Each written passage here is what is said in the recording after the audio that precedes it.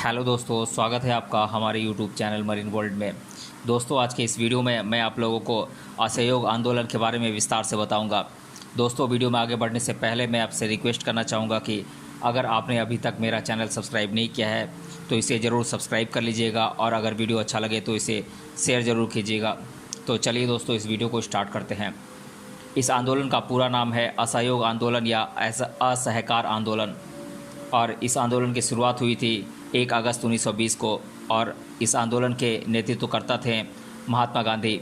और इस असहयोग आंदोलन का मुख्य उद्देश्य था सरकार के साथ सहयोग नहीं करके सरकारी कार्रवाई में बाधा डालना। और असहयोग आंदोलन के मुख्य कारण थे रॉलेट एक्ट, जालियांवाला बाग नरसंहार और आर्थिक संकट।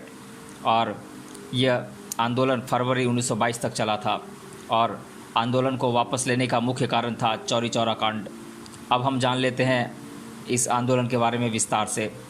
आज़ादी के महानायक महात्मा गांधी जी द्वारा अंग्रेज़ों के अत्याचारों के खिलाफ चलाए गए असहयोग आंदोलन से तात्पर्य सहयोग नहीं करना था। इस आंदोलन का मुख्य मकसद शांति और अहिंसात्मक तरीके से अंग्रेज़ों का असहयोग करना। असहयोग आंदोलन के तहत सरकारी कार्यालयों में काम नहीं करना, अंग्रेज़ों द्वारा स्थापित किए गए स्कूलों में नहीं पढ़ना, विदेशी वस्तुओं और कपड़ों का बहिष्कार करना, सरकारी उपाधियों आदि को लौटाना आदि, जिसके चलते ब्रिटिश हुकूमत को भारतीयों पर शासन करने में मुश्किल पैदा हो सके। अब हम असहयोग आंदोलन के मुख्य कारणों के बारे में जान लेते हैं। तो मैं कुछ कारण बताऊंगा आप लोगों को, और इनके बारे में फिर विस्तार से जानेंगे। पहला कारण था जलियांवाला बाग हत्याकांड। ब्रिटिश सरकार की दमनकारी और क्रूर नीतियों के विरोध में 13 अप्रैल साल 1919 को पंजाब के अमृतसर के जालियांवाला बाग में शांतिपूर्ण तरीके से एक सार्वजनिक सभा का आयोजन किया गया था। लेकिन इस सभा के दौरान अंग्रेज़ों की तरफ से भारतीयों पर जमकर गोलियां बरसाई गई। इस नरसंहार में 1000 से भी ज़्यादा मासूम और बेकसूर लोगों की जान चली गई थी, तो कई हज़ार लोग बुरी तरह घायल हो गए थे। वहीं इस भयावह हत्याकांड के बाद पूरे देश में अंग्रेज़ों के खिलाफ रोष व्याप्त हो गया था, और इसी के विरोध में रविन्द्रनाथ टैगोर जी ने नाइटहुड और महात्मा गांधी ने केसरे हिंद की उपाधि लौटा दी थी। दूसरा प्रमुख कारण था मॉन्टेग्यू चेम्सफोर्ड सुधार के प्रति असंतोष, और साल 1919 में मॉन्टेग्यू चेम्सफोर्ड सुधार योजना के प्रति भारतीयों में काफ़ी असंतोष फैल गया था। दरअसल ब्रिटिश सरकार की यह योजना गवर्नमेंट ऑफ इंडिया एक्ट के तहत पारित किया गया था, जिसके चलते विधानसभा के लिए सीधे चुनाव करवाना तय किया गया था। वहीं इसके तहत विधानसभा का गवर्नर जनरल और एग्जीक्यूटिव काउंसिल पर कोई नियंत्रण नहीं था, और तो और इसके तहत सिखों को भी मुसलमानों के बराबर पृथक निर्वाचन का अधिकार दे दिया गया था, जिसके चलते भारतीयों के मन में ब्रिटिश सरकार के खिलाफ आक्रोश पैदा हो गया, और जिसके बाद पूर्ण स्वराज और स्वशासन की मांग को लेकर असहयोग आंदोलन किया गया था। तीसरा प्रमुख कारण था खिलाफत आंदोलन।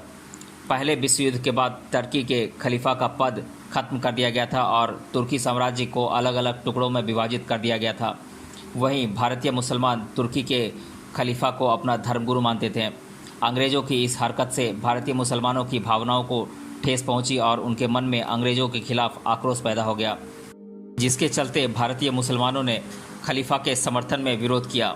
वहीं उनके इस विरोध का कांग्रेस और गांधी जी ने पूर्ण समर्थन किया, जिसके बाद खिलाफत कमेटी ने गांधी जी के ब्रिटिश सरकार के असहयोग प्रस्ताव को स्वीकार किया, जिसके चलते पूरे देश में हिंदू एवं मुस्लिम एकता की भावना फैल गई, और फिर एकजुटता के साथ अंग्रेज़ों के खिलाफ 1920 में असहयोग आंदोलन की शुरुआत हुई।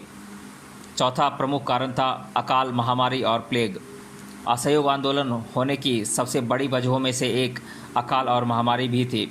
दरअसल अंग्रेजी सरकार ने 1917 में पड़े सूखे और अकाल के बाद भारतीय जनता का दुख दूर करने में कोई कोशिश नहीं की, जिससे भारतीयों में अंग्रेज़ों के प्रति काफ़ी रोष और आक्रोश पैदा हो गया। पांचवा प्रमुख कारण था ब्रिटिश सरकार की तरफ से रॉलेट एक्ट लागू करना। अंग्रेज़ों के अत्याचारों के खिलाफ भारतीय जनता के मन में दिन ब दिन आक्रोश बढ़ता जा रहा था, जिसे देखते हुए 18 मार्च 1919 को रॉलेट एक्ट पास किया गया था। इस काले कानून के तहत ब्रिटिश सरकार को किसी भी भारतीय व्यक्ति को बिना पूछताछ किए बंदी बनाने का अधिकार दिया गया था। इसके साथ ही रॉलेट एक्ट के तहत दंडित व्यक्ति को अपील करने तक की अनुमति नहीं थी। अंग्रेजों के इस कानून के खिलाफ भारतीयों में अंग्रेजों के प्रति और ज़्यादा आक्रोश बढ़ गया था। इसके अलावा ब्रिटिश सरकार की अस्पष्ट नीतियाँ समेत कई अन्य प्रमुख कारण थे जिसकी वजह से असहयोग आंदोलन की रूपरेखा तैयार की गई थी। अंग्रेजों की दमनकारी नीति और अत्याचारों के चलते हर भारतीय के मन में अंग्रेजों के खिलाफ आक्रोश और गुस्सा फैल गया था। वहीं उस समय जालियांवाला बाग हत्याकांड, खिलाफत आंदोलन, रॉलेट एक्ट, आर्थिक संकट और सूखा और महामारी के चलते 1 अगस्त 1920 को महात्मा गांधी जी के नेतृत्व में अंग्रेजों के खिलाफ असहयोग आंदोलन की शुरुआत हुई। 1920 में नागपुर में हुए कांग्रेस के अधिवेशन में असहयोग आंदोलन का प्रारूप तैयार किया गया था। असहयोग आंदोलन के कार्यक्रमों की रूपरेखा पर हम एक नज़र डाल लेते हैं। असहयोग आंदोलन के तहत ब्रिटिश सरकार द्वारा भारतीयों को मिली उपाधि, पुरस्कारों की वापसी आदि की अपील की गई। गांधी जी के नेतृत्व में हुए इस आंदोलन के तहत भारतीयों से ब्रिटिश सरकार द्वारा स्थापित किए गए स्कूलों और कॉलेजों में अपने बच्चों को नहीं पढ़ाने और उनका नाम कटवाने की अपील की गई। ब्रिटिश सरकार का पूरी तरह से असहयोग करने, ब्रिटिश अदालतों का बहिष्कार आदि करने की भी अपील की गई। विदेशी कपड़ों और विदेशी वस्तुओं को जलाने और स्वदेशी वस्तुओं को अपनाने के लिए कहा गया।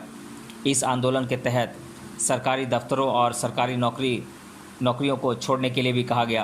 ब्रिटिश सरकार का पूरी तरह से असहयोग करने अर्थात करों का भुगतान न करने और परिषद चुनावों का बहिष्कार करने के लिए भी कहा गया। अब हम जान लेते हैं असहयोग आंदोलन की समाप्ति के मुख्य कारणों के बारे में। साल 1921 में जब असहयोग आंदोलन की आग पूरे देश में लगी हुई थी, तब उस दौरान कांग्रेस के बड़े बड़े राजनेताओं ने महात्मा गांधी जी से असहयोग आंदोलन के अगले चरण यानी कि नागरिक अवज्ञा आंदोलन की शुरुआत करने के लिए कहा। वहीं इस आंदोलन के शुरू होने के पहले 5 फरवरी 1922 को गोरखपुर के चौरी चौरा नामक गांव में कुछ क्रांतिकारियों ने थाने में आग लगा दी। चौरी चौरा कांड की इस भयावह घटना में थानेदार समेत कई ब्रिटिश अफसरों की जान चली गई।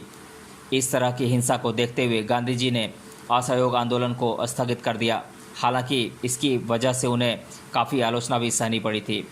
अब हम असहयोग आंदोलन के परिणामों के बारे में जान लेते हैं।